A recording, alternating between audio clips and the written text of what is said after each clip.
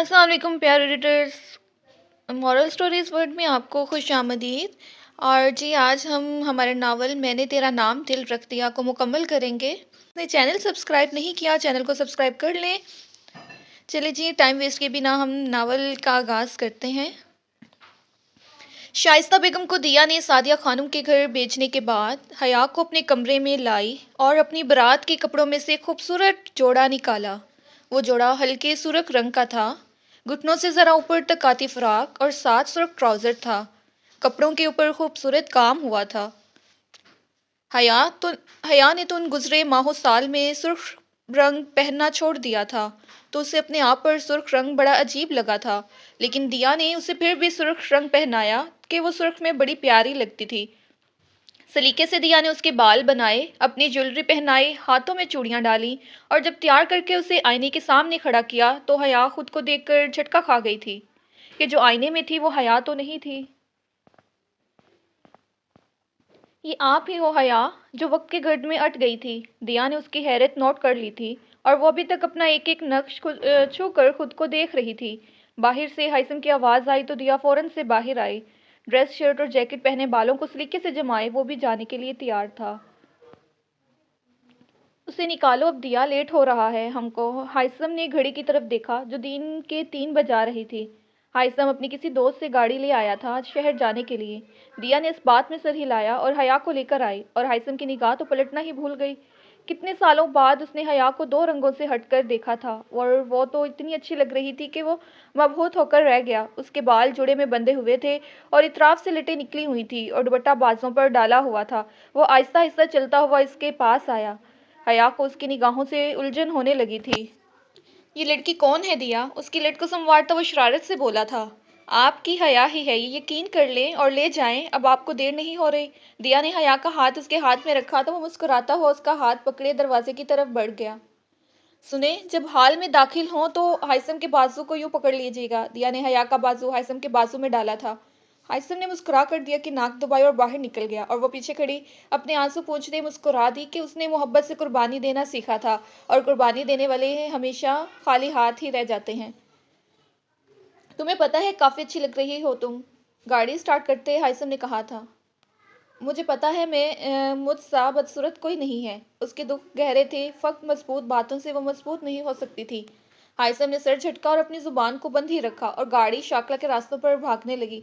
तकरीबन 1.5 घंटे बाद उनकी गाड़ी वसी और इस मैरिज हॉल के पास रुकी। हाइसम ने गाड़ी पार्क करके उसकी तरफ का दरवाज़ा खोला और उसकी तरफ हाथ बढ़ाया, जिसे नज़रअंदाज करती वो खुद ही उतर गई थी। उसने अपनी बड़ी हुई हथेली बंद कर दी। पार्किंग में गाड़ियों का गफीर जमा था और मेहमान आ रहे थे। हया की आंखें नम होने लगीं तो उसने रुख मोड़कर खुद को कंपोज किया और फिर जब वो पलटी तो उसकी आंखों में कुछ भी नहीं था और चेहरे पर बड़ी दिलकश मुस्कुराहट थी। हाइसम ने उसको दाद देती नजरों से देखा। हया ने आगे बढ़कर हाइसम का बाजू थाम लिया और फिर दोनों एक दूसरे के हम कदम इंटरेस्ट की तरफ बढ़ने लगे। दोनों अंदर दाखिल हुए तो आंखें रोशनियों से चंदिया गई थी। हर तरफ रंग बिखरे हुए थे, कहकों और मुस्कुराहटों का दौर था और उन मुस्कुराहटों के बीच फूलों से ढके स्टेज पर वो दोनों बैठे थे। उमर सुल्तान और कशमाला जहांगीर नहीं, बल्कि उमर सुल्तान और कशमाला उमर सुल्तान। उमर सुल्तान पास सजी दजी सी खड़ी अपनी बहन की किसी बात पर मुस्कुरा कर सर इस बात में हिला रहा था कि नजर सामने से आते इन दोनों पर पड़ी तो वो साख्त हो गया। हया ने कमाल महारत से मुस्कुराहट को होंठों से चिपका दिया। कशमाला ने हया को देखा तो एक पल को गड़बड़ाई, दूसरे पल आंखों में कुछ अजीब सा तासुर उभरा और तीसरे पल वो अपनी जीत पर शादमानी से मुस्कुराती हुई नजर आई। उमर सुल्तान की बहन टीना सुल्तान ने उसे देखा तो नफरत से निगाहें मोड़ ली। वो सब निगाहों को नजरअंदाज करती हाइसम के बाजू पर गिरफ्त मजबूत रखे उसके हम कदम आगे बढ़ी। हाइसम ने हाथों में पकड़ा फूलों का गुलदस्ता उन दोनों की तरफ बढ़ाया, जिसे कशमाला ने मुस्कुराते हुए थाम लिया, जबकि उमर सुल्तान बिना पलकें झपकाए उसे देखे जा रहा था। तुम दोनों मुबारकबाद के हकदार हो। बनता है तुम दोनों को जी खोल कर मुबारकबाद दी जाए। आखिर को सरप्राइज दिया है इतना बड़ा। वो मुस्कुरा मुस्कुरा कर मुतवाजन लहजे में बोली थी, अगरचे उमर सुल्तान की तरफ देखते उसकी निगाहों में पल भर को ही मगर तंज उभरा था। तुम मुबारकबाद दे रही हो तो मैं खुश हो गई हूँ, वरना तुम्हें कार्ड भेजने से पहले इंश्योरेंस करवा दी थी मैंने अपनी कि कहीं मोहब्बत में पागल महबूबा महबूब की बीवी की जान ना ले डाले। कशमाला हमेशा वाला लहजा अपनाए हुए थी जो 2 माह पहले हया ने यकसर बदला हुआ पाया था। ये तुम्हें मेरे बगल में नजर आ रहा है ना एक शख्स, ये मेरा शोहर है اور بہت محبت کرتا ہے مجھ سے، اور مجھے یہی کافی ہے۔ تم بہن ہو میری، اور بہن کی چیزوں پر ڈاکہ ڈالنے کی عادت نہیں ہے میری۔ اس نے کوئی لحاظ نہ رکھا تھا آج۔ ہاں، بغل میں وہی شور کھڑا ہے نا جو ایک اور شادی کر کے بیٹھا ہے۔ کیا کمال کی محبت ہے! میری تو آنکھوں میں پانی آ گیا۔ کشمالہ بھی کم نہ تھی۔ اور جو اور وہ جو تمہارے بغل میں ایک شخص بیٹھا ہے، اس کے بارے میں کیا خیال ہے؟ اگر یہ محبت ہی تو بھئی کمال کی محبت ہے۔ میری آنکھوں میں پانی آ گیا۔ اس نے بھی بھگو کر مارا تھا۔ کشمالہ ہونٹ بھیج کر رہ گئی۔ حیا نے مسکرا کر سر جھٹکا اور ہائثم کا بازو تھامے واپس پلٹتے پلٹتے مڑی۔ اور ہاں، میری اترن رکھنے کی عادت پختہ ہو گئی ہے تم میں۔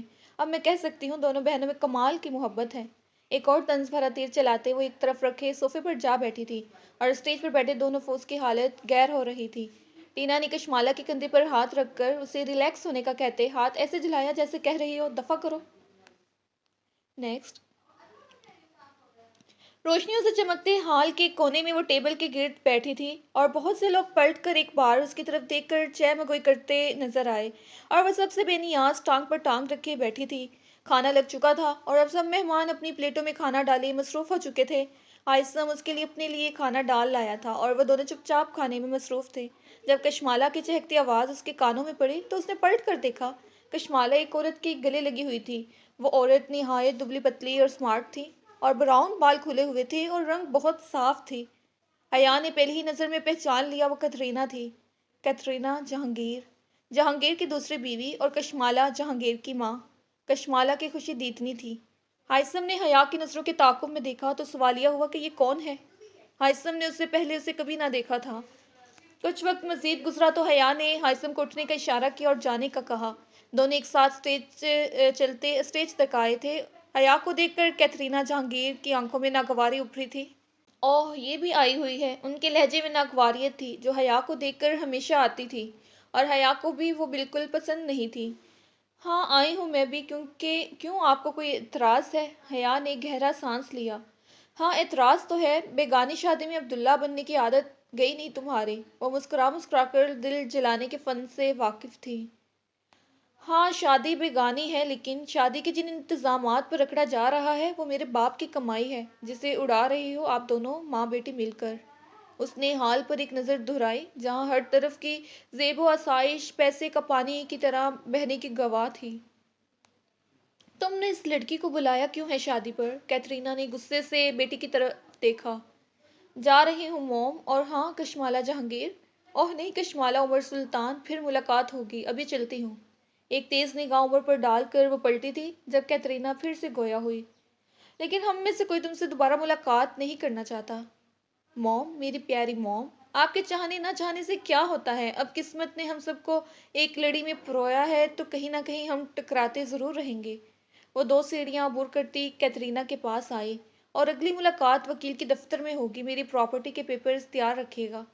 اس کا پتھر لہجہ دونوں ماں بیٹی کو بہت زور کا لگا تھا، اور پراپرٹی مانگنے پر مزید جھٹکا لگا تھا۔ میں بیوی ہوں تمہارے باپ کی، مت بھولو۔ کیترینہ بنا مہمانوں کا لحاظ کیے چلائی تھی، اور اب لوگ تماشائی بنے ان کے تماشے کو دیکھ رہے تھے۔ میں اپنا حصہ مانگ رہی ہوں موم، آپ سے آپ کا حصہ نہیں، اور آپ میرے باپ کی بیوی تھی۔ میرے باپ کی موت کے بعد آپ دونوں کا میاں بیوی والا رشتہ ختم ہو گیا، لیکن میرا ان کا خون کا رشتہ تھا جو کہ ہمیشہ رہنے والا ہے۔ وہ چبا چبا کر بولتی ان کے چھکے اڑا رہی تھی، اور کیترینہ تو حیران تھی کہ اتنی نرم بولنے اور ہر بات پر مسکرانے والی حیا اتنا سخت لہجہ کہاں سے لائی تھی۔ ٹکا بھی نہیں ملے گا تمہیں لڑکی، کیترینہ بیگم نے کہا۔ اگلی ملاقات میں دیکھتے ہیں یہ سب موم، لفظ موم چبا کر کہتی وہ مسکرا کر اسٹیج سے اتری اور ہائثم کا ہاتھ تھامے اعتماد سے چلتی ہوئی نکل گئی، اور پیچھے کھڑے لوگوں کی نظریں اس پر ٹکی رہ گئیں۔ نیکسٹ۔ وہ ہال سے نکل کر پارکنگ میں پہنچے تھے اور ابھی گاڑی میں بیٹھنے والے تھے کہ پیچھے سے آواز سنائی دی۔ اس آواز نے حیا کے قدم زنجیر کر دیے تھے، بھلا کیسے ہو سکتا تھا کہ وہ اس آواز کو نہ پہچانتی؟ اس آواز سے اس کے دل تک کا راستہ بڑا خاردار تھا۔ یہ آواز عمر سلطان کی تھی، جسے اس کے سماعتیں ساری عمر سن سکتی تھیں۔ یہ آواز دھڑکنوں کو بے قابو کرتی تھی، اور اس کی دھڑکنیں بے قابو ہو گئی تھیں۔ اس نے ایک نظر ہائثم کو دیکھا جس نے گہرا سانس لیتے سر کو خم دیتے عمر سلطان کی بات سننے کا اشارہ کیا۔ اس بات میں سر ہلاتے اس نے اپنی بے قابو ہوتی دھڑکنوں پر قابو پایا اور چہرے کے تاثرات کو متوازن کرتے پلٹ کر عمر سلطان کی طرف آئے۔ معاف کر دو مجھے حیا، کیا تھا اس کے لہجے میں جو نہ بتاتے ہوئے بھی بتانے جیسا تھا؟ مجھ سے معافی مت مانگو، تمہاری زندگی ہے اور کسی ایک کے لیے زندگی کو روک کے نہیں جا سکتا۔ میرے بعد تمہیں آگے بڑھنا تھا، لیکن یہ آگے بڑھنا میری بہن کے ساتھ ہوگا، یہ اچھا نہیں لگا مجھے۔ دل نے بہت سارے شکوک و شبہات کو جنم دیا ہے، لیکن اب جو ہو گیا ہو گیا۔ خوش رہو تم اپنی بیوی کے ساتھ، وہ کہہ کر مڑی اور آ کر گاڑی میں بیٹھ گئی۔ عمر سلطان نے بے چینی سے بالوں میں ہاتھ پھیر کر اس طرف دیکھا تو نظر ڈرائیونگ سیٹ پر بیٹھے ہائثم پر پڑی تو نگاہوں میں کچھ جلا تھا۔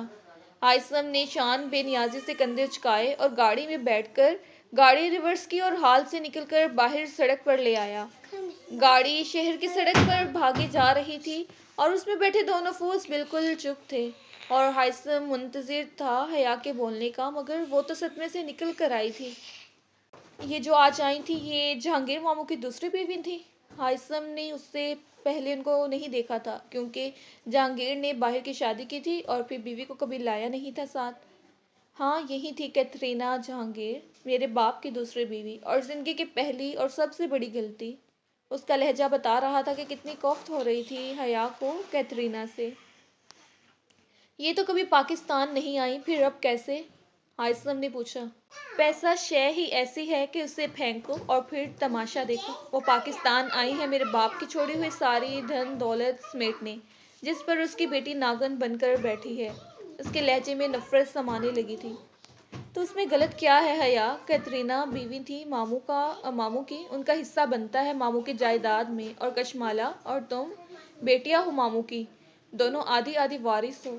ہائثم اس کے غصے کی وجہ سمجھ نہیں پا رہا تھا۔ میں ہوں بیٹی جہانگیر خان کی، کشمالہ نہیں، وہ کیترینہ کی بیٹی ہے، اس نے کوفت سے کہا تھا۔ کیا مطلب ہے کشمالہ ماموں کی بیٹی نہیں ہے؟ وہ شاکڈ ہوا تھا۔ کیترینہ بابا کی کالج فیلو تھی، پھر پڑھائی کے سلسلے میں لندن چلی گئی اور ایسی گئیں کہ ٹھان لیا نہیں لوٹے گی، اور وہیں ایک انگریز سے شادی کر لی، لیکن وہ شادی کشمالہ کی پیدائش پر ختم ہو گئی تھی اور تب بابا کو ملی۔ پرانی دوستی اور غمگین بھی۔ بابا کی ماں کی ڈیتھ کے بعد ٹوٹ سے گئے تھے، تو دونوں نے ایک دوسرے کو سہارا دینے کا سوچا اور شادی کر لی۔ بابا نے کشمالہ کو اپنا نام دیا اور اپنی بیٹی بنا دیا، لیکن وہ بابا کی بیٹی نہیں ہے۔ یہ بہت بڑا انکشاف تھا جس کے بارے میں ہائثم نہیں جانتا تھا، اور اب جان کر شاکڈ اور حیران ہوا تھا۔ اوہ، مجھے یہ سب نہیں پتا تھا، اور تم کیا سچ میں کیس کرو گے ان دونوں پر؟ ہائثم نے پوچھا۔ گھی سیدھی انگلی سے نہ نکلا تو کیا کروں؟ انگلی ٹیڑھی کرنی پڑے گی۔ تم یہ سب چھوڑو، یہ بتاؤ دیا کے لیے کیا سوچ رکھا ہے تم نے؟ اس نے بات بدل کر دیا کے دکھ کو بیان کیا کہ اب تو مداوع ہونا چاہیے اس کے دکھ کا۔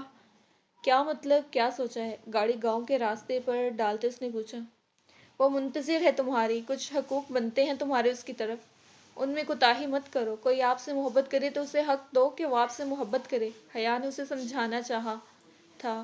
میں بھی تو تم سے محبت کا طلبگار ہوں۔ پھر وہ اپنا کاسہ لیے ہوئے حاضر ہوا۔ میں صاف بات کروں گی ہائثم، جب تک میری سانس چلے گی، دل میں دھڑکن رہے گی، اس دھڑکن پر صرف عمر سلطان کا نام ہوگا، اور ہم دونوں چاہ بھی لیں تو ایک ساتھ نہیں ہو سکتے۔ اس بات کو جتنا جلدی ہو سکے مان لو۔ حیا نے دو ٹوک انداز میں کہا تھا۔ وہ گہری سانس لے کر رہ گیا۔ باقی کا سارا راستہ دونوں میں خاموشی چھائی رہی تھی۔ گاڑی نوید ہاؤس کے سامنے رکی۔ تم جاؤ، میں گاڑی دے کر آتا ہوں، اس نے کہا اور گاڑی آگے بڑھا لے گیا۔ وہ نوید ہاؤس کے گیٹ سے اندر داخل ہوئی تو تخت پر بیٹھی شائستہ بیگم کی آنکھوں سے شعلے نکلنے لگے، اور پھر اس کے چاندنی جیسے روپ اور سرخ جوڑے کو دیکھ کر وہ جل بھن گئی تھی۔ ڈائنگ، میرا ایک بیٹا کھا کر آرام نہیں جو دوسرے کے پیچھے بھی پڑی ہے۔ میرے بیٹے کو سفید کفن پہنا کر خود سرخ جوڑے میں دلہن بنے کھڑی ہو۔ خدا غارت کرے گا تمہیں بے حیا لڑکی۔ شائستہ بیگم تو پھٹ پڑی تھی، اور پھر وہ کتنی ہی دیر گالیاں بکتی رہی اور وہ کان لپیٹے اپنے کمرے کے دروازے کی کنڈی چڑھا کر کارپٹ پر اونڈے لیٹی روتی رہی تھی۔ نیکسٹ، وہ روئی تو نہیں، اسے کسی اور کے ساتھ دیکھ کر وہ گاڑی دوست کو واپس کر کے آیا تو دیکھا حیا نے کمرے کا دروازہ بند کر رکھا ہے اور باہر ماں تخت پر لیٹی ہوئی ہیں۔ مجبوراً اسے دیا کے کمرے میں آنا پڑا، اور ابھی وہ فریش ہو کر آیا تھا کہ دیا اس کے لیے گرما گرم چائے لے آئی، جو پیتے اسے توانائی ملی تھی کہ اس عزت کا وہ عادی نہیں تھا جو دیا دیتی تھی، وہ تو عادی تھا حیا کے ہاتھوں بار بار دھتکارنے کا۔ نہیں بہت ڈھیٹ ہے حیا اور عمر دونوں۔ کمبخت حیا کو رخصت ہوتا دیکھ کر نہیں رویا تھا اور حیا اسے کسی اور کے پہلو میں کسی اور کے ساتھ دیکھ کر مسکرا دی تھی۔ چائے کا گھونٹ بھرتے وہ بڑھ کر راؤنڈ سے ٹیک لگا کر بیٹھ گیا۔ اب تو اس کی ہر آس ختم ہو چکی ہے، آپ اس کے ساتھ زندگی میں آگے بڑھ سکتے ہو۔ دیا اس کے پہلو میں آ بیٹھی تھی کہ آج وہ اس کے ساتھ تھا، اس کے پاس تھا، اس سے بڑھ کر اچھی بات کیا ہو سکتی تھی۔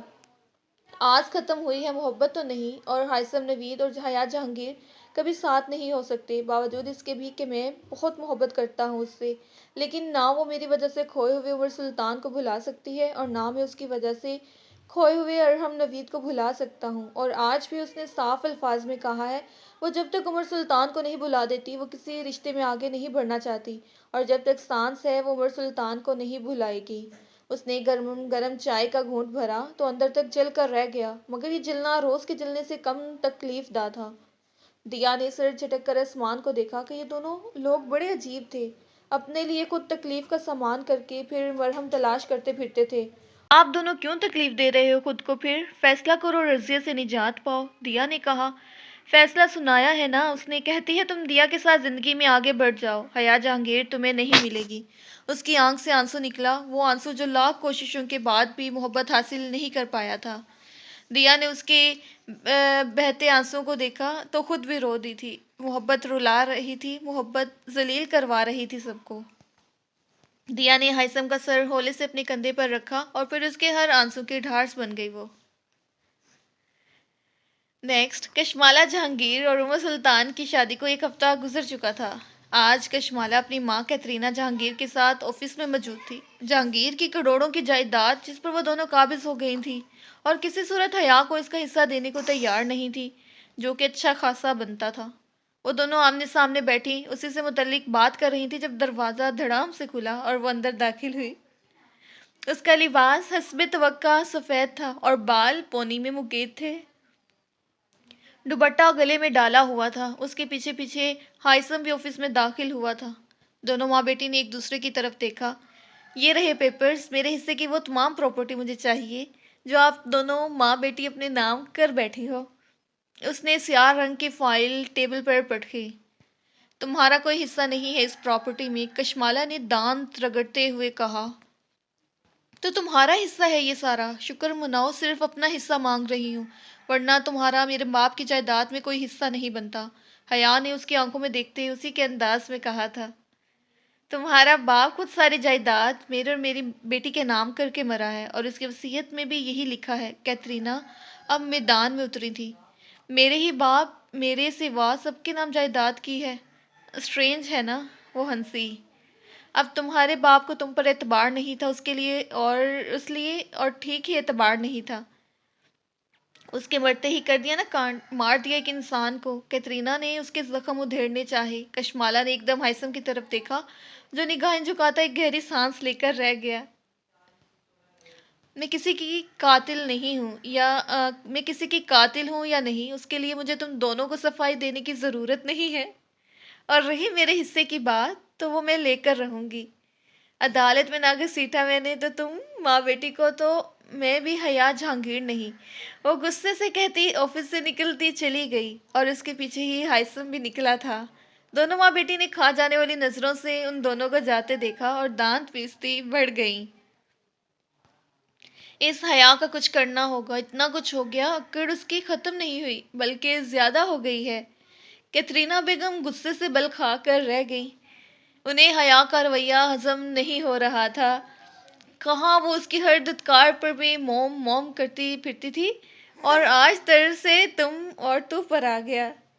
آپ فکر نہ کرو موم، حکم کا آقا میرے ہاتھ میں ہے، میں جو چاہوں گی اسے کرنا ہوگا، وہ کرے گی، اور اس حیا کو بھی اس کی بات ماننی پڑے گی۔ وہ ایک حکم کا آقا جسے اسی دن کے واسطے بچا کر رکھا تھا، اس حیا کی پر میں کاٹوں گی اب۔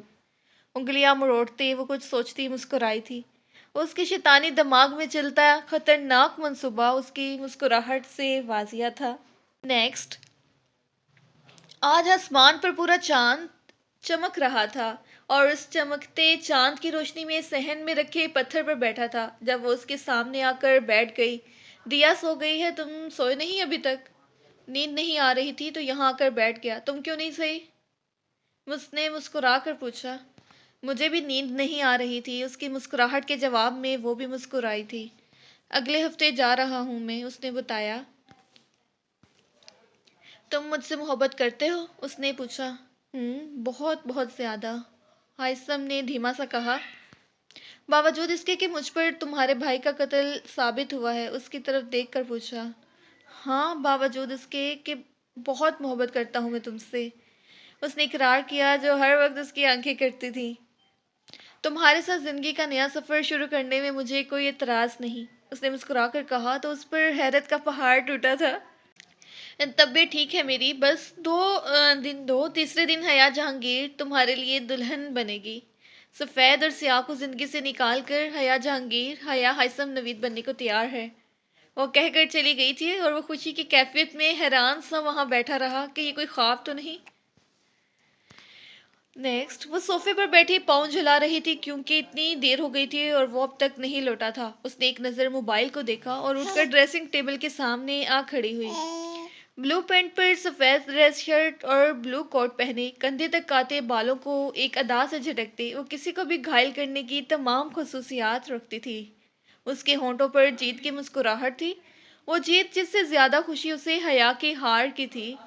اپنے عکس کو دیکھتے اسے اپنے آپ پر بے انتہا یقین ہوا کہ وہ دلوں پر حکمرانی کرنے آئی ہے۔ دروازہ کھلا اور وہ اندر داخل ہوا۔ بالوں کو جھٹکتے کشمالا نے ایک نظر اس آنے والے پر ڈالی اور مسکرائی۔ اس کی مسکراہٹ میں غرور تھا۔ بڑی دیر کر دی مہرباں آتے آتے، وہ ایک ادا سے چلتی بیڈ پر ڈھہ گئی۔ اس کی نظریں چھت پر چلتے پنکھے سے ہوتے اس شخص تک گئیں جو سپاٹ چہرہ لیے کھڑا تھا۔ اوہ میرے حکم کے آقا، وہ مسکرا کر چلتی ہوئی اس کے پاس آئی اور گال پر ہاتھ رکھا جسے سامنے والے نے بے دردی سے جھٹک دیا۔ اوہ، حکم کے آقا کا غصہ آ گیا، اس کا ہر انداز سامنے والے کو اریٹیٹ کر رہا تھا۔ چلو بہت ہو گیا لاڈ، اب سیریس بات کرتے ہیں۔ تو بات یہ ہے کہ تم میرے حکم کے آقا ہو، اور وہ آقا جس کی کبھی بھی ضرورت پڑ سکتی تھی، اور لو آج پڑ گئی۔ وہ سنجیدہ ہوئی۔ جو بات کرنی ہے سیدھی طرح کہو۔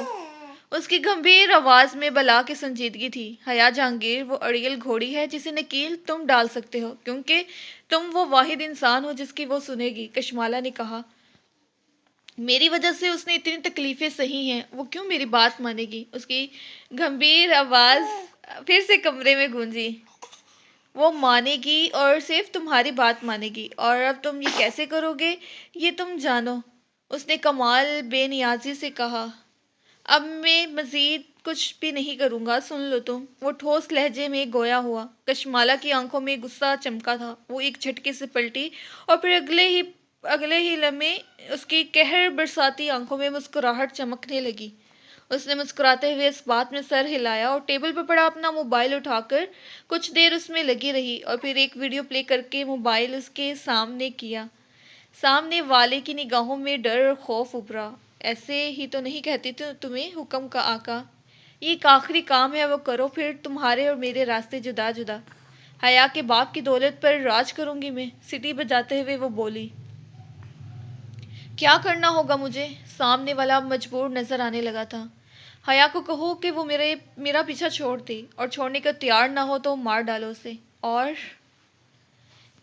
اے چپ، محبت کرتا ہوں میں اس سے، وہ اتنی زور سے چلایا کہ ایک پل کو کشمالا کا دل دہل گیا تھا، مگر اگلے ہی لمحے اس نے خود کو سنبھال لیا۔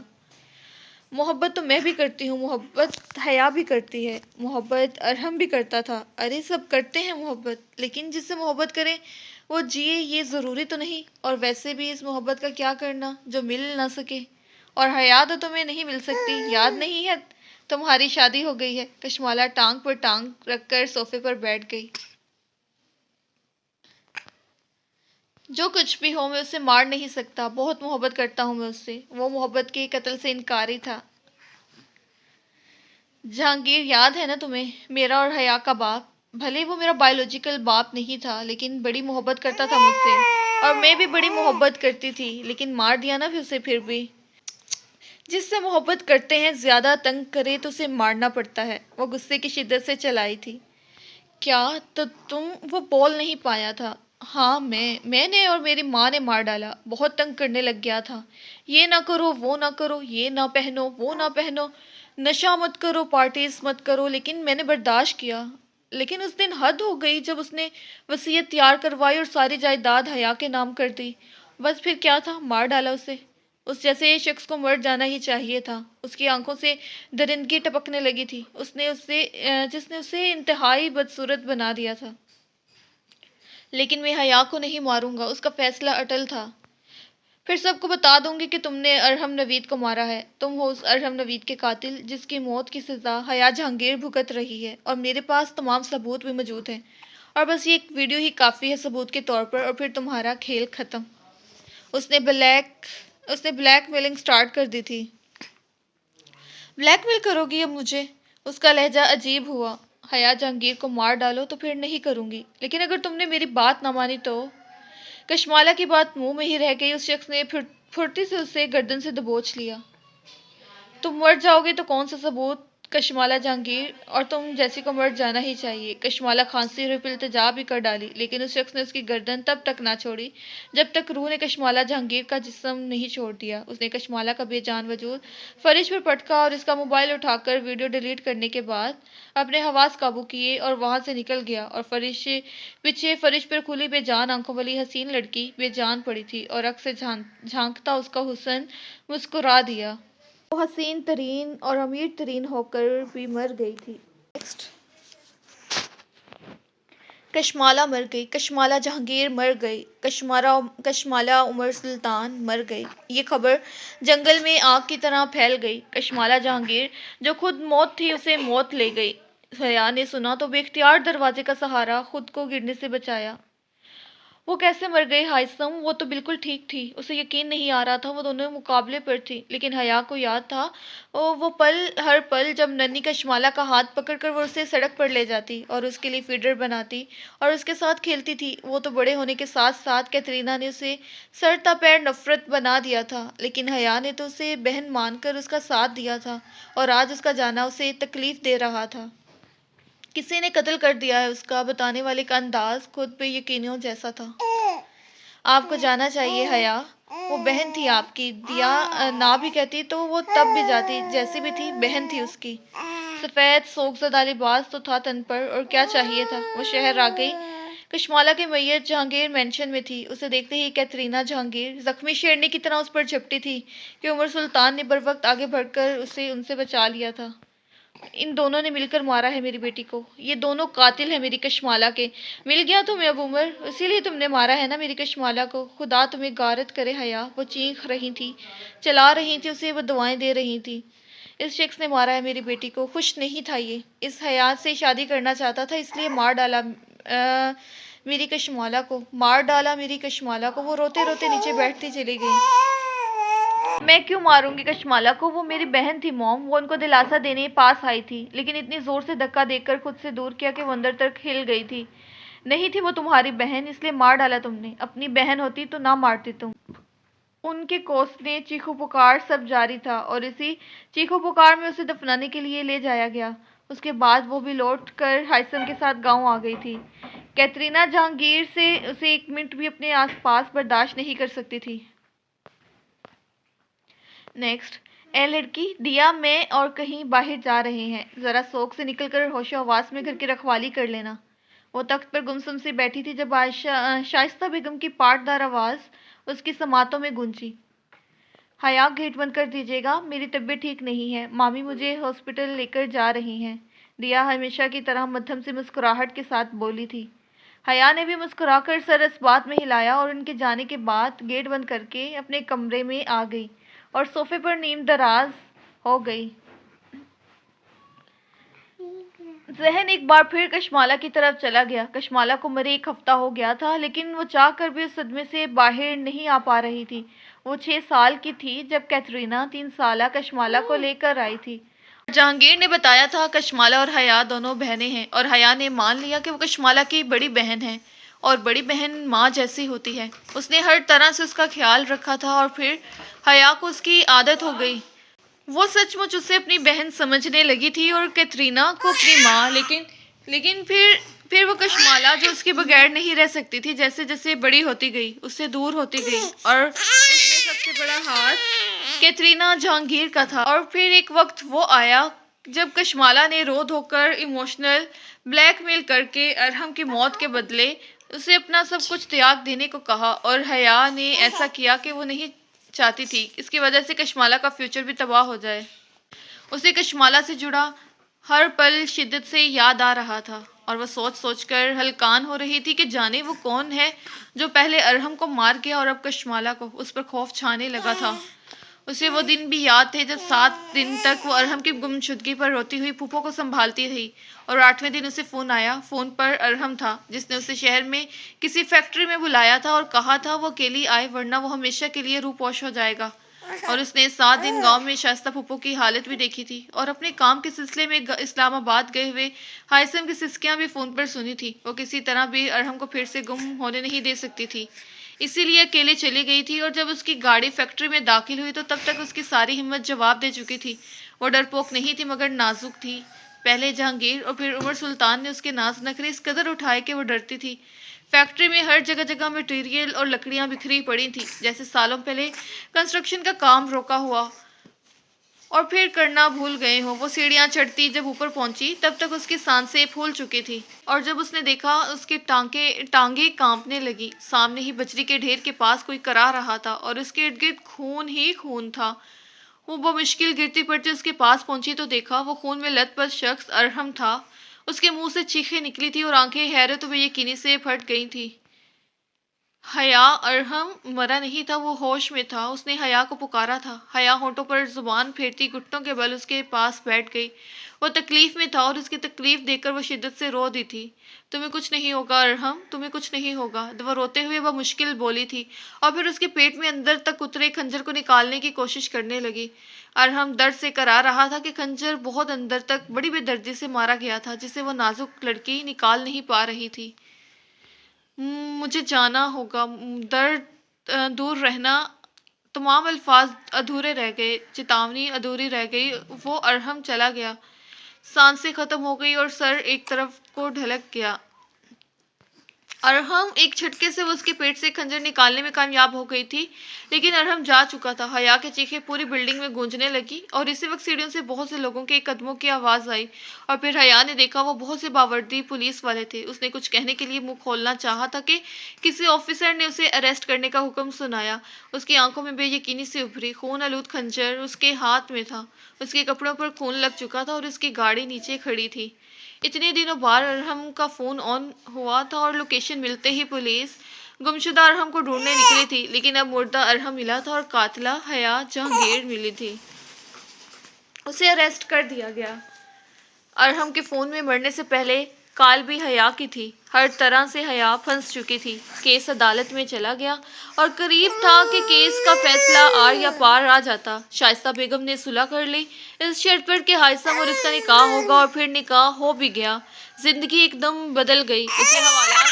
اسے حوالات سے نکال کر ایک اور جیل میں لا کر پٹک دیا گیا۔ اس کی ماضی کہ قصہ اتنا بھیانک تھا کہ وہ جب بھی سوچتی تھی خوف سے کانپ جاتی تھی، اور آج بھی کشمالہ کی موت کے خیال سے شروع ہوتا ہر خیال جب میں ماضی میں گزرے اس واقعے کی طرف گیا تھا وہ رو پڑی تھی۔ اس کے رونگٹے کھڑے ہو گئے تھے۔ وہ صوفے پر سکڑی کانپنے لگی تھی کہ نظر گھڑی پر پڑی۔ دیا اور شائستہ بیگم ابھی تک نہیں لوٹی تھی۔ وہ اٹھ کر باہر صحن میں چلی آئی تھی۔ کچھ دیر مزید گزری تو وہ کچن سے اپنے لیے چائے بنا کر لے آئی۔ چائے بھی ختم ہو گئی مگر وہ دونوں نہیں آئیں، اور نہ ہی ہائثم کو کچھ پتا تھا۔ وہ یوں ہی ادھر ادھر چلنے لگی۔ وہ بے یقینی سے صحن میں چکر کاٹ رہی تھی۔ وقت تیزی سے گزرتا صبح سے دوپہر میں بدل گیا تھا۔ دیا کو صبح طبیعت خراب تھی تو شائستہ بیگم اسے ہسپتال لے گئی تھی۔ وہ ابھی تک دونوں واپس نہیں آئی تھی۔ حیا کو دونوں کی فکر ہونے لگی تھی۔ اس نے تخت پر پڑا دوپٹہ اٹھایا اور گیٹ سے باہر نکل آئی۔ ابھی وہ گیٹ کو تالا لگا ہی رہی تھی کہ شائستہ بیگم اور دیا گلی کے نکڑ سے آتی اسے نظر آئیں۔ اس نے سکون کا سانس لی اور دروازہ کھول کر واپس اندر چلی آئی۔ 2 منٹ بعد شائستہ بیگم اور دیا اندر آئیں تو دونوں کے چہرے دمک رہے تھے، اور شائستہ بیگم کے ہاتھ میں مٹھائی کا ٹوکرا بھی تھا۔ کہاں رہ گئی تھی دیا؟ میں پریشان ہو گئی تھی۔ سب خیریت ہے نا؟ منحوسوں کے کلیجے میں تو آگ لگے گی جب پتہ چلے گا کہ میرے گھر خوشی آنے والی ہے۔ خیر سے دیا، مجھے دادی بنانے والی ہے۔ ان کا انداز اور لہجہ تپا دینے والا تھا۔ دیا نے گھبرا کر حیا کے چہرے کی طرف دیکھا کہ اب اس کا رد عمل کیا ہوگا۔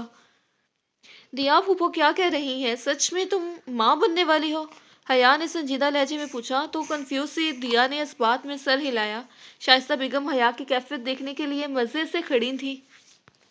او مائی گاڈ، یہ تو بہت بڑی خوشی کی خبر ہے، اور آپ نے مٹھائی سجانے کو لائی ہے، مجھے دیجیے، میں بانٹتی ہوں۔ اس کا چہرہ دیا اور شائستہ سے زیادہ دمکنے لگا تھا۔ دیا اور حیا گلے لگ گئی تھی۔ شائستہ بیگم نے حیرانی سے دونوں کو دیکھا کہ کیا سوتنی ایسی بھی ہوتی ہیں۔ وہ اس وقت شوکیلا جھیل کے کنارے بیٹھا تھا، چھوٹے چھوٹے کنکر پانی میں پھینک رہا تھا۔ دن ڈھل چکا تھا اور اب شام کی کرنیں شوکیلا کے پانی میں تیرتی نظر آ رہی تھی۔ پاس ہی دوسرے پتھر پر کشان بیٹھا بغور اس کے چہرے کو پڑھ رہا تھا، جسے پڑھنا بڑا مشکل تھا۔ وہ عجیب انسان تھا، محبت میں انتہا کی کرتا تھا اور اسے دور بھی رہنا چاہتا تھا۔ کشان کو کبھی کبھی کوفت ہونے لگتی تھی اور اسے اور کبھی خوف آنے لگتا تھا۔ اگر تم اس سے محبت ہی کرتے ہو تو اسے حاصل کرنے کے لیے اتنا انتظار کیوں؟ کشان نے پوچھا۔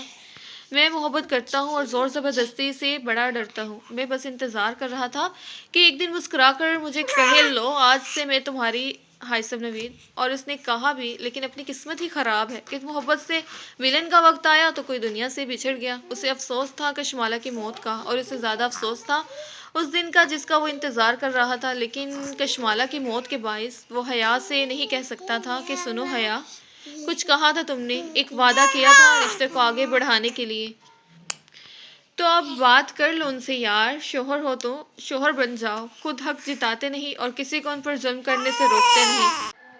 ارے کیسے شوہر ہو تم یار؟ کشان اس کی لاجک سمجھنے سے قاصر تھا، جس کی محبت برسوں سے کشان نے اس کی آنکھوں میں جلتی دیکھی تھی، جسے پانے کی چام میں اس کی سب سے بڑی خواہش تھی، اور اب 2.5 سال سے وہ اس کے نکاح میں تھی، لیکن قربتوں کے یہ سال اس نے بے وجہ گنوا دیے تھے۔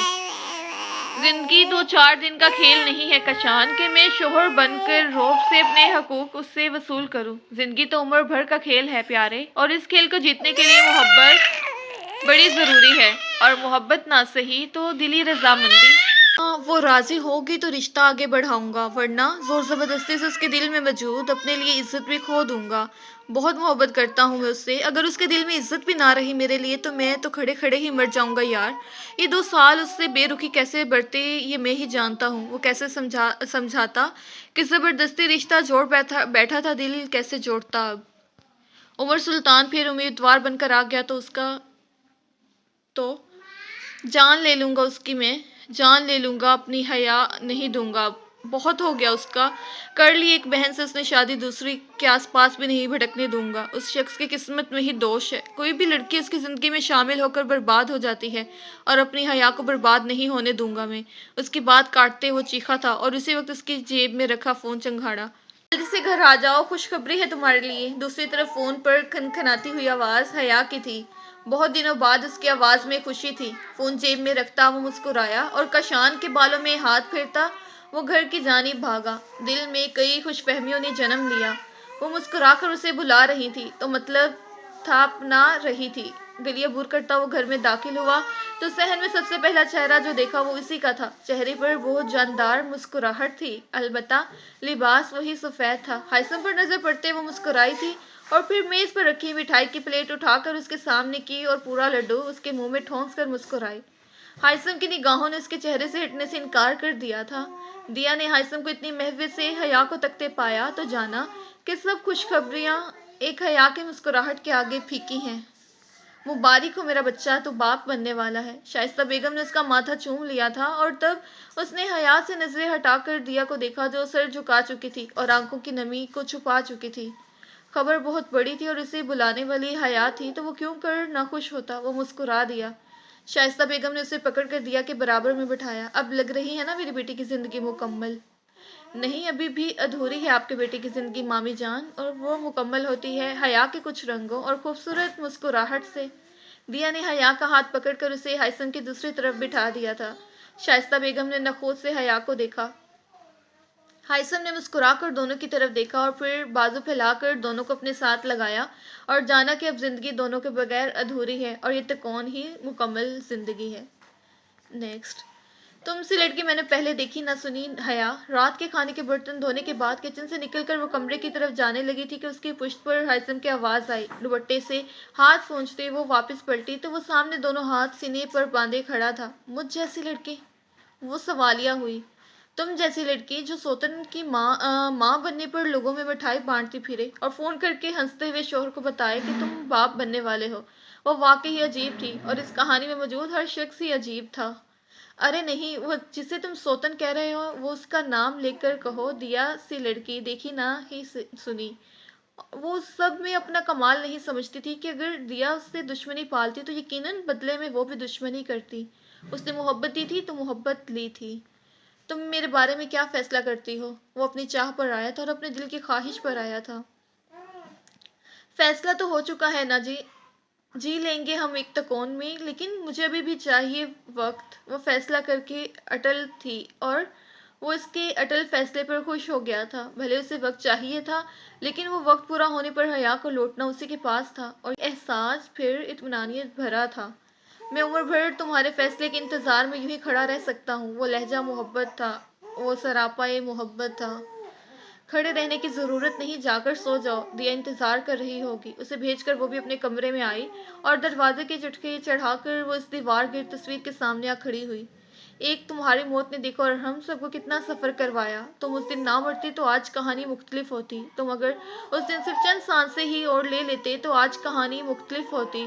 کہیں سمجھوتا ہوتا، نہ کہیں اداسی ہوتی، ہر چہرہ مسکراتا، کوئی کسی سے نفرت کرتا اور نہ یوں کوئی پھر بے موت مرتا۔ تمہیں جی لینا چاہیے تھا ارحم، تمہیں چند سانسیں اور جی لینا چاہیے تھی۔ وہ اس سے روز شکوے کرتی تھی، روز شکایت کرتی تھی۔ کبھی وہ اس سے بے بس اور بے چارہ معلوم ہوتا تو کبھی اپنا گناہ گار مان کر وہ اس سے نفرت کرتی۔ وہ اپنے آنسو صاف کرتی آ کر بیڈ پر چت لیٹ گئی۔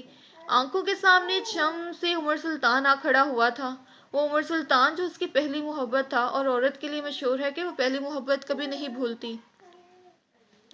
مت یاد آیا کرو اب مجھے۔ شادی شدہ عورت کو پرانا محبوب یاد آئے تو بڑا گناہ ہوتا ہے۔ شادی شدہ عورت کسی اور کو سوچے بھی تو خدا روٹھ جاتا ہے۔ اس نے آج عمر سلطان کے عکس کو توڑ کر خود سے وعدہ کیا کہ صرف آج اس کا دل عمر سلطان کا، کل سے نہ کوئی عمر سلطان، نہ کسی عمر سلطان کا خیال اور نہ کوئی محبت۔ اپنے خیالوں سے لڑتے وہ کب سو گئی پتہ ہی نہ چلا۔ آنکھ اس کی تب کھلی جب باہر گیٹ پر کسی نے یوں دستک دی جیسے توڑ ڈالنے کا ارادہ ہو۔ وہ ہڑبڑا کر اٹھ بیٹھی اور تبھی اسے محسوس ہوا کہ بہت سے قدم باہر تیزی سے ادھر ادھر بھاگ رہے ہیں۔ وہ ان قدموں کی آہٹ پہچانتی تھی کہ ارحم کی موت پر بھی یہی آہٹیں وہ سن چکی تھی۔ بیڈ سے اٹھ کر اس نے چٹکے کھولی اور باہر آئی جہاں پولیس ہی پولیس تھی، اور سب کے بیچ نمایاں تھا عمر سلطان۔ سفید ڈریس شرٹ کے بازو فولڈ کیے ہوئے تھے اور ہاتھ پینٹ کی جیبوں میں ڈالے وہ شان بے نیازی سے کھڑا تھا۔ حیا سمجھ نہ پائی کہ وہاں کیا ہوا تھا اور کیا ہونے والا تھا۔ اسے سب سمجھ تب لگی جب اس کے کانوں میں ساجدہ بیگم کی چیخو پکار گونجی اور کسی نے کہا تھا ہائثم نوید کو اریسٹ کرو، اور پھر اس نے دیکھا ہائثم کو ہتھکڑی پہنا دی گئی تھی۔ کیا ہو رہا ہے یہ؟ آپ میرے شوہر کو یوں نہیں لے جا سکتی، قصور کیا ہے اس کا؟ وہ چلائی تھی کہ بہت ہوا، اب مزید برا کچھ نہیں ہونا چاہیے۔ ہمارے پاس کمپلین ہے ان کے خلاف، اس لیے ان کو کشمالہ مرڈر کیس میں گرفتار کیا جاتا ہے۔ یہ ایک بم کا گولہ تھا جو اس کے سر پر گرا تھا۔ کس نے کی یہ کمپلین؟ اس نے لہجے کو متوازن رکھنے کی کوشش کی۔ کشمالہ سلطان کے شوہر عمر سلطان نے، پولیس آفیسر نے بتایا تو حیا کی آنکھوں میں بے یقینی ابھری۔ تمہاری ہمت کیسے ہوئی میرے شوہر پر اتنا گھٹیا الزام لگانے کی؟ چاہتے کیا ہو تم؟ حیا نے گریبان سے پکڑ کر اسے روبرو کیا تھا۔ جی میں نے کمپلین کی ہے کیونکہ میری بیوی ہے، مری ہے، مسز ہائثم نوید، اور یہ کتنا الزام ہے اور کتنا سچ یہ اب عدالت میں طے ہوگا۔ عمر سلطان نے ایک جھٹکے اپنا گریبان چھڑایا تھا اور پھر شائستہ بیگم کی آہو پکار، دیا کے خاموش آنسو اور حیا کا غصہ جاری ہی رہا، لیکن پولیس اور عمر سلطان ہائثم کو لے گئے اور وہ کہتا ہی رہ گیا کہ اس نے کچھ نہیں کیا۔ زندگی کی جیب میں چند کھنکتے سکے ہیں جن سے وہ میرے لیے خوشی نہیں خرید سکتی۔ زندگی میرے کندھے سے ہاتھ لٹکائے ہوئے مجھے دلاسے دے رہی ہے، مگر وہ میرے چہرے پر مسکراہٹ لانے میں ناکام ہے۔ وہ اب میری مسکراتی ہوئی شکل کی پینٹنگ بنانا چاہتی ہے، لیکن مسکراہٹ کینوس سے بہت دور کا معاملہ ہے۔ ہر صبح جب سورج رات کے طویل سفر کے بعد لوگوں کو یہ بتانے مشرق سے طلوع ہوتا ہے کہ مسکراہٹوں بھری زندگی کا ایک اور دن تمہیں مبارک، تب زندگی میرے گال پر بوسہ دے کر نکل پڑی ہے میری کھوئی ہوئی مسکراہٹ کی تلاش میں۔ دن بھر کی محنت کے بعد چند کھنکتے سکوں سے خوشیاں اور مسکراہٹیں نہیں خریدی جا سکتی۔ زندگی تیرا شکریہ۔ حیا نے اپنی پوری کوشش کی کہ ہائثم کے خلاف کیس نہ بنے، لیکن کیس بنا اور اتنا اسٹرانگ بنا کہ رہائی کی کوئی صورت نظر نہیں آ رہی تھی، اور حیا الگ عمر سلطان سے دشمنی پال کر بیٹھ گئی۔ اس نے ابھی تک کوئی ثبوت دیکھا نہ سنا تھا اور اسے لگتا یہی تھا کہ عمر سلطان ہائثم کو پھنسا رہا ہے تاکہ پہلے نہ صحیح تو حیا اسے مل جائے، اور یہ بات اس نے کہتے ہوئے عمر سلطان کو تھپڑ بھی مارنا چاہا تھا، مگر اس نے حیا کا ہاتھ جھٹک کر یوں دیکھا جیسے پہچانتا ہی نہ ہو۔ عمر سلطان کا رویہ عجیب تھا، یا اس نے کبھی یہ رویہ دیکھا نہ تھا، اس لیے اسے سب سے زیادہ تکلیف اس کے لہجے اور رویے سے ہوئی تھی، لیکن اب کچھ نہیں کیا جا سکتا تھا۔ ہائثم کا کیس عدالت پہنچ چکا تھا اور پہلی پیشی کی تاریخ بھی آ گئی تھی۔ دیا خاموشی سے روتی رہتی تھی اور شائستہ بیگم صدمے کے زیر اثر کچھ دن میں ہی برسوں کی بیمار لگنے لگی تھی، اور ایسے میں صرف حیا تھی جو ساری ہمت یکجا کیے ہر ممکن کوشش کر رہی تھی ہائثم کے لیے، اور اسے یقین تھا کہ ہائثم بے گناہ ہے اور وہ اسے چھڑوا لے گی، لیکن اس کا یہ یقین تب ٹوٹا جب پہلی پیشی میں ہی عمر سلطان کے وکیل نے ایسے ایسے ثبوت پیش کیے کہ ہائثم کے کیس کی دھجیاں بکھر گئیں، اور حیا وہ تو بیٹھے بیٹھے پتھر بن گئی تھی۔ کیا ایسا ہو سکتا تھا؟ کیا اتنا شانت دکھنے والا ہائثم نوید اندر سے درندہ تھا؟ اور صرف حیا ہی نہیں، دیا بھی ڈھہ گئی تھی، اس کا صبر رائیگاں گیا تھا، اس کی محبت ادھوری رہ گئی تھی، اس کا ہیرو درندہ نکل آیا تھا۔ ہائثم نوید کی آزادی کی کوئی صورت نہیں تھی، کیونکہ اس کا گناہ پہلے ہی پیشی میں ثابت ہو چکا تھا، اور اس کا گناہ کشمالہ جہانگیر کا قتل تھا، اور اس کا ثبوت کشمالہ مرتے مرتے دے گئی تھی۔ اس دن کشمالہ نے ہائثم کو ایک ہوٹل میں بلایا تھا اور لیمپ میں اسپائی کیمرہ بھی لگا دیا تھا تاکہ آج کی گفتگو کو بھی ریکارڈ کر کے وہ ہائثم کو بلیک میل کر سکے، لیکن وہ اس کی موت کا ثبوت بن گیا تھا جس میں سب کچھ واضح تھا۔ ہائثم کا کشمالہ کو مارنا بھی ہے اور پھر کشمالہ کے فون سے چھیڑ چھاڑ کرنا بھی، اور اس میں ایک اور گناہ کا خلاصہ ہوا تھا۔ جہانگیر مرا نہیں تھا، اسے مارا گیا تھا سلو پوائزن سے رفتہ رفتہ، اور یہ ایک اور انکشاف حیا کو پتھر کر دینے کے لیے کافی تھا۔ عدالت نے اگلی پیشی میں فیصلہ سنانے کا کہا اور ساتھ ہی جہانگیر کا کیس رجسٹر کر کے کیترینہ کو بھی گرفتار کر لیا۔ عدالت سے نکلتے وقت وہ اپنے ہوش و حواس میں تھی ہی نہیں، اس کے قدم اس کا وجود کا بوجھ اٹھانے سے انکاری تھے، اور روح اس دنیا نامی دھوکے میں جینا نہیں چاہتی تھی۔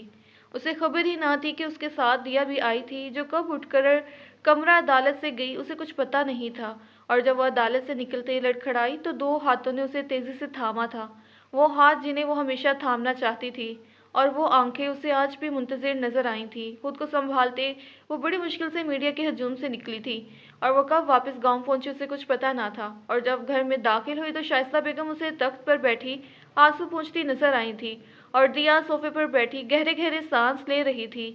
حیا اپنے کمرے میں بند ہو گئی تھی، اور اگلے کچھ دن تک گھر میں رہتے وہ تینوں لوگ ایک دوسرے سے نظریں چرائے پھر رہے تھے کہ ایک دن کشان آیا اور اپنے ساتھ جو خبر لایا تھا وہ اتنی بھیانک تھی کہ ہر شخص اپنے ہی چہرے سے ڈر گیا۔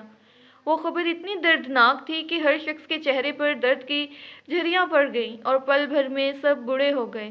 خبر تھی کہ قیامت جو ٹوٹی تھی تو سب کو بہا گئی تھی۔ ارحم نوید کا قاتل ہائثم نوید تھا۔ ارحم نوید کا قاتل ہائثم نوید تھا۔ ارحم نوید کا قاتل ہائثم۔ جس نے سنا کانوں پر ہاتھ رکھ دیے اور بے یقین ہوا۔ یکجن دو قلب جن کی محبت کی مثالیں جہاں دیتا تھا، اس محبت کو مار دیا گیا۔ شائستہ بیگم نے سنا تو دھڑام سے گری اور چند پل لگے وہ دنیا چھوڑ کر چلی گئیں۔ شائستہ نوید بھی مر گئی، ہائثم نوید نے آج ان کی بھی جان لے لی۔ حیا دھاڑے مار مار کر یوں روئی کہ سارا گاؤں اکٹھا ہو گیا، اور ایک دیا تھی جو جانی اتنا حوصلہ کہاں سے لاتی تھی، جو بڑے سے بڑے غم پر روتی تھی اور بس خاموشی سے روتی تھی۔ حیا کا دل چاہا تھا کہ وہ جائے اور ہائثم کا منہ نوچ کر پوچھے آخر اس نے ایسا کیوں کیا، سب کی زندگیاں برباد کر دیں، اور پھر شائستہ بیگم کے آخری دیدار کے لیے پولیس کی حراست میں جب اسے لایا گیا تو گاؤں کے ہر شخص نے اس پر تھوک دیا تھا، اور پھر سب نے دیکھا کہ خاموش رہنے والی دیا چیخی تھی۔ دیا کی آواز پورے شاکلہ میں گونجی تھی۔ اس نے ہائثم کو شائستہ بیگم کے جنازے کے پاس پھٹکنے دیا، نہ اسے ان کا آخری دیدار کروایا، اور اس کا فیصلہ اتنا اٹل تھا کہ وہ روتا رہا، چیختا رہا، لیکن کچھ بھی کام نہ آیا تھا، اور اس سے اگلی باری حیا کی تھی، اور حیا تو مار ہی ڈالتی اسے، جو پولیس بیچ بچاؤ کی کوشش کرتے اسے واپس نہ لے جاتی۔ سب برباد ہو گیا تھا، سب تباہ ہو گیا تھا، اور یہ سب وقت ایک ہائثم نے کیا تھا، صرف اپنے لیے سوچ کر۔ اگلی پیشی میں اس نے اپنا ہر جرم قبول کر لیا، اور یہ سچ یہ تھا کہ وہ بھی ختم ہو چکا تھا اندر سے۔ وہ جو ارحم کے مرنے پر بڑے دن صدمے میں رہا تھا، وہ صدمہ قتل کا تھا، اپنے باپ جیسے بھائی کو مار دینے کا تھا، اور وہ جو 2 سال تک وہ گھر باقاعدگی سے نہیں آیا تھا، تو وہ ماں اور حیا کا سامنا کرنے سے ڈرتا تھا۔ اس نے قبول کر لیا کہ ایک حیا جہانگیر کے لیے اس نے دنیا الٹ دی تھی، اور اس میں کشمالہ نے اس کا ساتھ دیا تھا۔ کشمالہ کو حیا کی جائیداد اور عمر سلطان دونوں چاہیے تھے، اور پلان بھی ایسا بنایا کہ کشمالہ کو بھی سب ملا اور ہائثم کو بھی، لیکن پھر کشمالہ کی ایک بے وقوفی نے سارا پلان ایکسپوز کر دیا۔ ہر جرم کا خلاصہ ہو چکا تھا، اور عدالت نے ہائثم نوید کو ارحم نوید اور کشمالہ جہانگیر کے قتل کے جرم میں پھانسی کی سزا سنا دی تھی، اور اب اسے پھانسی نہ بھی دی جاتی تھی تو اس کا ضمیر مار ڈالتا، جو اب اسے روز آئینہ دکھاتا تھا۔ نوید ہاؤس ایک بار پھر سے ویران ہو چکا تھا، اور اس میں صرف وہ دونوں بچی تھی، حیا جہانگیر اور دیا جمشید، اور وہ دونوں جانتی تھی کہ دل مر چکا ہے اور روح فنا ہو چکی تھی۔ کچھ دن بعد وہ سنبھلی تو ایک فیصلہ کرتی، چادر کندھوں پر ڈالتی اپنے کمرے سے باہر نکلی تھی۔ کہاں جا رہی ہیں آپ حیا؟ دیا نے اسے جاتے دیکھا تو پوچھا۔ ان دنوں دیا پہلے سے زیادہ خاموش رہتی تھی اور بڑا سا دوپٹہ ڈالے رکھتی تھی، اس کا وزن بڑھ رہا تھا۔ شہر جا رہی ہوں، فیکٹریاں کافی دن سے بند ہیں اور بزنس کو بہت نقصان ہو رہا ہے، اور جیل بھی جانا ہے۔ ہائثم کی پھانسی کو بھی وقت ہے، اور میں نہیں چاہتی مزید ایک دن بھی میں یا تم اس شخص کے نام کو اپنے نام کے آگے لگا کر گزاریں۔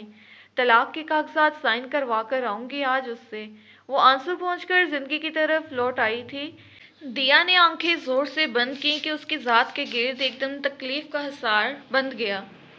حیا کو اس پر بے انتہا ترس آتا تھا۔ وہ اس درد بھری زندگی کے لیے تو نہیں بنی تھی، اور وہ اسے یہ زندگی کبھی جینے بھی نہیں دینا چاہتی تھی۔ وہ گھر سے نکل آئی اور کشان کی بہن کو دیا کا خیال رکھنے کا کہہ کر وہ ٹیکسی لے کر شہر چلی آئی تھی۔ اس کو اپنے ڈوبتے کاروبار کو بھی بچانا تھا، جسے اس کے باپ نے بہت محنت سے اس مقام تک پہنچایا تھا۔ اس نے فیکٹریاں پھر سے کھلوائیں، ورکرز کو بلایا اور کام شروع کرنے کے پلان بنائے، اور اس کے بعد وہ وکیل کے دفتر گئی تھی، جسے پہلے سے اس نے پیپرز تیار کرنے کا کہہ دیا تھا، اور پیپرز لے کر جب وہ وکیل کے دفتر سے نکل رہی تھی تو کسی سے اس کا زور کا تصادم ہوا تھا، اور وہ عمر سلطان تھا۔ اسے دیکھ کر وہ مسکرایا تھا، اور وہ تو مسکرا بھی نہیں سکی تھی۔ پیپرز پر گرفت مضبوط کرتے وہ جانے لگی تھی کہ اس نے پکارا، میں خوش فہم ہو جاؤں؟ وہ سوالیہ ہوا تھا۔ حیا بنا اس کی بات کا جواب دیے وہاں سے نکل گئی تھی۔ وہ اب اسے خوش فہم نہیں کرنا چاہتی تھی۔ وہ اب کچھ بھی خود سے نہیں کرنا چاہتی تھی کہ خود سے چاہنے سے کچھ نہیں ہوتا تھا، سب کھیل وقت کے تھے۔ کچھ دیر میں وہ جیل پہنچ چکی تھی، جہاں وہ محبت کا متلاشی اور خود غرض انسان قیدی بنا بیٹھا اپنی موت کا انتظار کر رہا تھا۔ اسے دیکھا تو فوراً سے اٹھ کر سلاخوں کی طرف آیا تھا۔ حیا، تم آ گئی؟ میں تمہیں بہت یاد کرتا ہوں۔ کتنا یاد کرتے ہو مجھے؟ حیا نے پوچھا۔ اتنا کہ جس کا کوئی حساب نہیں۔ تو حساب کر لو پھر، کیونکہ اب حیا صرف یاد آیا نہیں کرے گی۔ اس کا لہجہ سپاٹ تھا۔ وہ اس شخص کو کیا کہتی جس نے صرف تکلیف نہیں دی تھی، اسے رسوا کر ڈالا تھا۔ حیا نے ہاتھ میں پکڑی فائل کھولی اور پین کے ساتھ اس کی طرف بڑھائی۔ مجھے اور دیا کو آزاد کر دو اب ہائثم۔ کوئی تمہارا نام لے کر جب کہتا ہے دیکھو یہ ہائثم نوید کی بیویاں ہیں تو مر جانے کو دل کرتا ہے۔ اور پھر جب وہ وہاں سے نکلی تو کئی آنسو گالوں کو بھگو رہے تھے اور دل تھا کہ پھٹ رہا تھا۔ کس نے کتنا سفر کیا تھا کوئی حساب نہیں تھا، کس کے حصے میں کتنا خسارہ آیا تھا اس کا کوئی جواب نہیں تھا۔ آج 2.5 سالوں سے کندھوں پر رکھا انجانا بوجھ اتر چکا تھا، انچاہا رشتہ ختم ہو چکا تھا، ہائثم سے ہر تعلق ختم ہو چکا تھا۔ وہ فائل پر گرفت مضبوط کیے جب باہر نکلی تو وہ مسافر آج پھر سے کھڑا اس کی راہ دیکھ رہا تھا۔ گاڑی سے ٹیک لگائے یوں کھڑا تھا جیسے برسوں سے اپنے ماروے کے انتظار میں ہو۔ وہ اسے خاطر خواہ نظر انداز کرتے آگے بڑھی، لیکن نہ اس کی گاڑی تھی اور نہ ڈرائیور۔ میں نے ڈرائیور کو واپس بھیج دیا، اس کے کہنے پر وہ چاہتے نہ چاہتے ہوئے اس کی گاڑی کی طرف بڑھی، جس کا فرنٹ ڈور کھولے وہ منتظر تھا۔ وہ بیٹھی تو وہ بھی فوراً سے ڈرائیونگ سیٹ پر بیٹھا اور گاڑی آگے بڑھا دی۔ گاڑی گاؤں کی طرف مڑی تھی لیکن دونوں نے کوئی بات نہیں کی تھی اور نہ ایک دوسرے کی طرف دیکھا تھا۔ حیا کو ہوش نہیں تھا تو وہ ہوش میں تھا، لیکن اس بار طے کیے بیٹھا تھا حیا کو زندگی سے جانے نہیں دے گا۔ گاڑی گھر کے دروازے کے آگے رکی تو وہ فوراً سے اترنے لگی تھی۔ وہ عمر سلطان کی گمبھیر آواز سوالیہ ہوئی، کیا برسوں بعد کہانی میں کچھ ایسا ہو سکتا ہے کہ ماروی عمر کو مل جائے؟ میں اور دیا اکیلے ہوتے ہیں گھر پر، ورنہ آپ کو ضرور چائے پوچھتی۔ اس کے سوال کو نظر انداز کرتے وہ جا چکی تھی، لیکن اس بار طے تھا وہ اسے جانے نہیں دے گی۔ اس بار وہ زندگی سے زندگی کو جانے نہیں دے گا۔ نیکسٹ، جیل کی کال کوٹری میں بیٹھا وہ شخص شدت سے اپنی موت کے وقت کا منتظر تھا۔ وہ دعا کرتا تھا اس کی سزا کا وقت آئے تو زندگی کی سزا سے اسے چھٹکارا مل جائے۔ وہ کئی راتوں سے سویا نہ تھا، نہ کچھ کھایا پیا تھا۔ وہ کیسے سو سکتا تھا کہ اسے وہ شخص یاد آتا تھا جو اس کے بالوں میں ہاتھ پھیرتا تھا تب تک جب تک وہ سو نہیں جاتا تھا۔ وہ اسی شخص کو اس نے اپنے ہاتھوں سے مارا تھا۔ وہ کیسے کچھ کھا پاتا کہ وہ شخص اسے شدت سے یاد آتا تھا جو اپنی خواہشیں مار کر خود کم کھا کر اسے کھلاتا تھا، اور اسی شخص کو اس نے مار ڈالا تھا۔ اسے یاد تھا کتنی بے یقینی تھی ارحم کی آنکھوں میں۔ وہ مرتا ہوا شخص کتنا بے یقین تھا کہ جسے جینا سکھایا تھا وہ اسے ہی مار رہا تھا۔ اسے یاد تھا اسے حیا سے محبت تھی، بے تحاشا، اور ایک وقت ایسا آیا جب اس نے جانا کہ اگر وہ محبت اسے نہ ملی تو وہ دنیا کو آگ لگا دے گا، اور پہلے پہل اس نے حیا اور عمر کے محبت نامے سنے تو سوچ لیا اب محبت سے دور رہے گا، لیکن حیا سے دور رہنا ممکن نہیں تھا۔ اور پھر کشمالہ آئی۔ پلان کے ساتھ اس سے سانپ بھی مر جاتا اور لاٹھی بھی باقی رہتی، لیکن پلان سن کر وہ آگ بگولا ہو گیا تھا۔ کوئی اس کے بھائی کو ہاتھ لگاتا تو وہ ہاتھ توڑ ڈالتا، لیکن پھر کچھ وقت کے بعد اس نے جانا اگر وہ ارحم کی جگہ عمر سلطان کو راستے سے ہٹا دیتا ہے تب بھی اسے حیا نہیں ملتی، کیونکہ پھر وہ ارحم نوید کو مل جائے گی۔ اور کچی عمر میں محبت کا جوش اس قدر حاوی ہوا کہ وہ سب بھول بیٹھا۔ یاد تھا تو صرف حیا کو پانے کی دھن، اور کشمالہ کا پلان ہر طرح سے کامیاب تھا۔ کشمالہ نے فون کر کے دھوکے سے ارحم کو بلایا تھا اور پھر کئی دن تک اسے قید میں رکھا، کیونکہ ہائثم ہمت یکجا نہیں کر پا رہا تھا، اور ایک دن ہمت یکجا کی تو پلان کو انجام تک پہنچانے کا وقت آیا۔ ارحم کے فون سے اس نے حیا کو فون کر کے بلایا اور کشمالہ کے لوگ ارحم کو اس فیکٹری میں لے آئے، اور پھر جب وہاں ہائثم آیا تو اسے دیکھ کر ارحم بے تحاشا خوش ہوا تھا۔ اسے لگا تھا دونوں بھائی مل کر یہاں سے نکلنے کی راہ نکال لیں گے، اور وہ ہائثم کے گلے لگا تھا۔ اور اسی موقع کا فائدہ اٹھاتے ارحم نے اس کے پیٹ میں خنجر گھونپ ڈالا تھا۔ ارحم پیٹ پر ہاتھ رکھے اس سے دور ہوا تھا۔ بے یقینی اس کی آنکھوں میں واضح تھی، اور وہ لڑکھڑا کر گرنے کو تھا کہ ہائثم نے اسے تھاما اور پیٹ سے خنجر نکال کر پے در پے 2-3 وار کر ڈالے۔ خون کا فوارہ پھوٹ پڑا تھا اور لگ رہا تھا ارحم کو تکلیف یقین کے ٹوٹنے کی تھی، مرنے کی نہیں۔ ہائثم نے ایک جھٹکے سے اسے چھوڑا تو وہ نیچے گر پڑا۔ خنجر پیٹ میں ہی موجود تھا۔ ہائثم گھٹنوں کے بل اس کے پاس بیٹھا، اس کی آنکھوں میں آنسو تھے، اور پھر ارحم کے سر سے سر ٹکاتا وہ دھاڑے مار مار کر رویا تھا۔ مجھے معاف کر دینا بھائی، لیکن حیا مجھے آپ کی موت کے بدلے ہی مل سکتی ہے۔ میں خود غرض ہوں بھائی، مجھے معاف کر دینا۔ وہ رو رہا تھا، اسے درد ہو رہا تھا، اسے شدید تکلیف ہو رہی تھی، اور اس سے زیادہ تکلیف ارحم کی آنکھوں میں تھی۔ اور پھر کشمالہ روتے ہوئے ہائثم کو کھینچ تان کر وہاں سے نکال کر لے گئی تھی، اور پھر کئی دن تک وہ صدمے کے زیر اثر رہا تھا، اور یہ صدمہ کون سا تھا کوئی نہیں جانتا تھا۔ اسے آج بھی ارحم کی وہ بے یقین آنکھیں یاد آ رہی تھی، اور اسے وہ ماں یاد آ رہی تھی۔ اس نے سب کچھ برباد کر ڈالا تھا۔ اس نے جسے پانے کے لیے یہ سب کچھ کیا تھا وہ بھی اس کے ساتھ نہیں تھی۔ اس نے چھل کیا تھا ہر محبت کرنے والوں کے ساتھ، اور محبت خود سے چھل کرنے والوں کو معاف نہیں کرتی۔ اسے جیل کی دیواروں پر ارحم کی بے یقین آنکھیں نظر آ رہی تھی، ٹانگوں میں سر دیے بیٹھا۔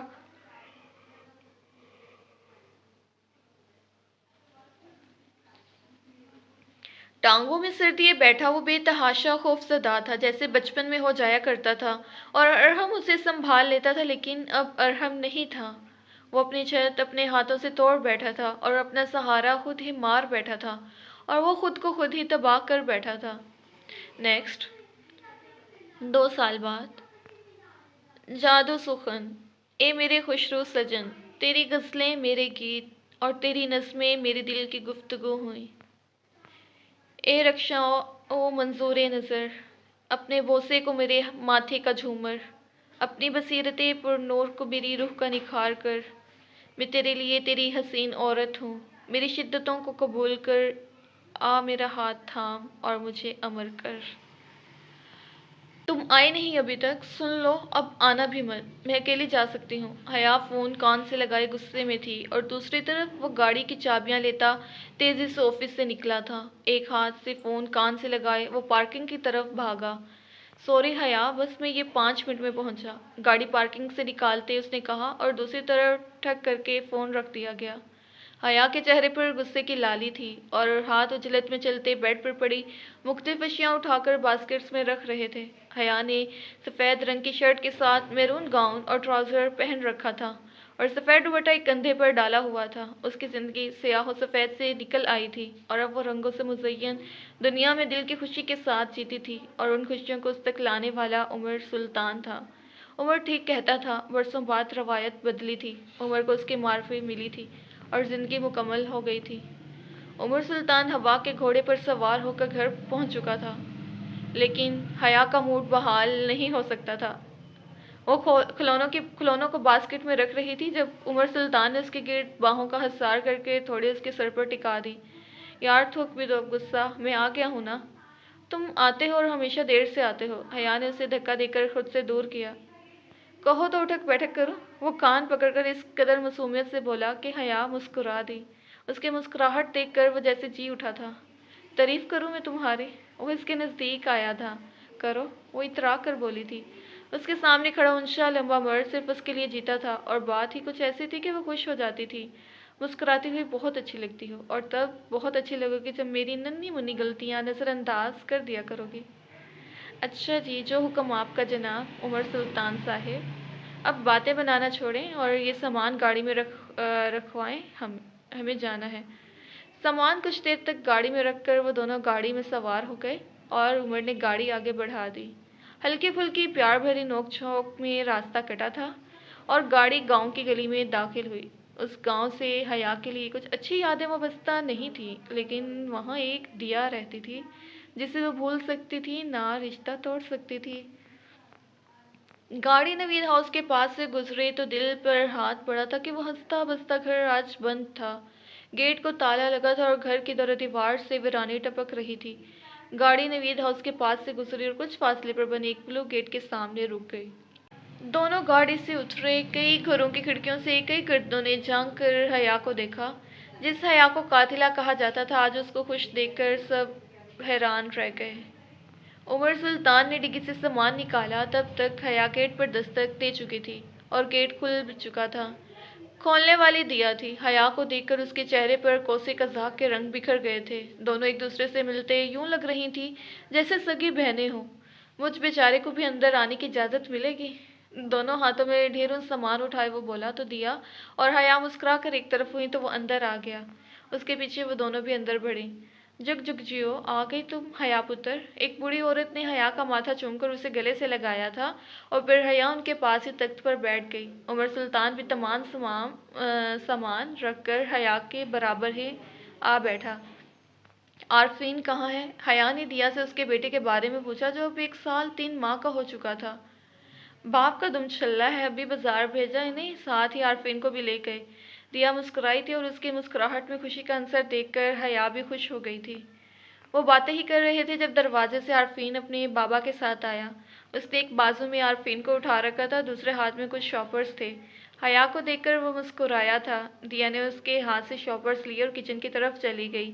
اماں جی نے اس سے عارفین کو اٹھایا اور وہ عمر سلطان سے گلے ملنے لگا۔ اس کے بعد وہ حیا کی طرف متوجہ ہوا۔ کیسی ہیں آپ حیا؟ میں بالکل ٹھیک اور فٹ فاٹ، تم سناؤ کیسے ہو کشان؟ کشان نے مسکرا کر سر کو خم دیا۔ عارفین اپنی توتلی زبان میں پاپا کہنے لگا تو کشان نے مسکراتے ہوئے اسے اٹھا لیا۔ دیا کچن سے فیڈر لے کر آئی اور کشان کو پکڑایا کہ وہ عارفین کو پلائے۔ دیا کو مکمل زندگی جیتے دیکھ کر حیا کے دل و جاں میں سکون اترا تھا۔ وقت تھا اور بڑا کٹھن تھا، لیکن گزر گیا تھا اور اب اپنے حصے کی خوشیاں وصول کی جا رہی تھی۔ حیا اور دیا کے حصے کی خوشیاں بہت غموں کے بعد آئی تھیں، تو اتنا کافی تھا۔ جی تو ریڈرز یہاں پہ ہمارا ناول مکمل ہو چکا ہے، اور آپ نے کمنٹس میں بتانا ہے کہ آپ کو یہ ناول کیسا لگا ہے، اور نیکسٹ آپ کون سا ناول سننا چاہتے ہیں تو اس کا نیم کمنٹ سیکشن میں مینشن کرتے ہیں۔ اللہ حافظ۔